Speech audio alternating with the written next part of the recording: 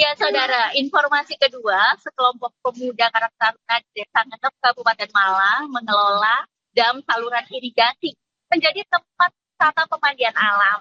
Lokasi ini menjadi alternatif wisata murah bagi warga. Berikut liputannya. Dam Cokro adalah salah satu lokasi wisata yang berada di Dusun Lowosari, Desa Ngenep, Kecamatan Karangploso, Kabupaten Malang. Wisata air Dam Cokro ini tergolong baru, yakni dibuka pada pertengahan tahun 2023. Sebelum menjadi lokasi wisata, Dam Cokro adalah sebuah bendungan kecil yang digunakan sebagai saluran irigasi warga setempat. Selain untuk mengairi lahan sawah, saluran air yang sangat jernih ini biasa digunakan warga untuk mandi dan mencuci.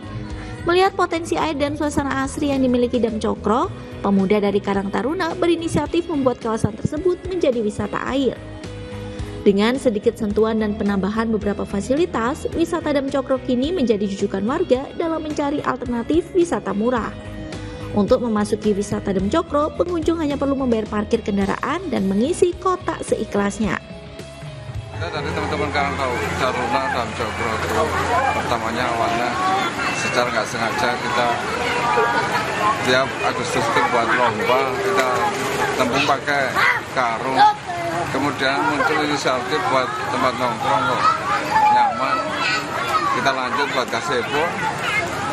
Ada pengunjung dari luar yang ngasih saran, di sini tempatnya enak, dibuat, ya kita kembangkan. Menurut pengunjung, selain jernihnya air mengalir yang menjadi andalan Dam Cokro, suasana sejuk pedesaan juga menjadi daya tarik karena lokasi Dam Cokro berada jauh dari hiruk-pikuk perkotaan. Ya seneng, soalnya kan bisa main-main, kumpul-kumpul, terus hiburannya juga banyak. Menarik karaoke-nya sih, karaoke-nya terus ya. Tempatnya juga nyaman untuk anak kecil juga.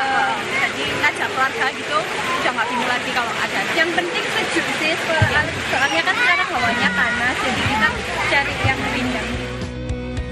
Jernihnya air yang mengalir dan sejuknya udara di kawasan ini membuat wisata air Dam Cokro tak pernah sepi pengunjung, apalagi saat musim liburan tiba.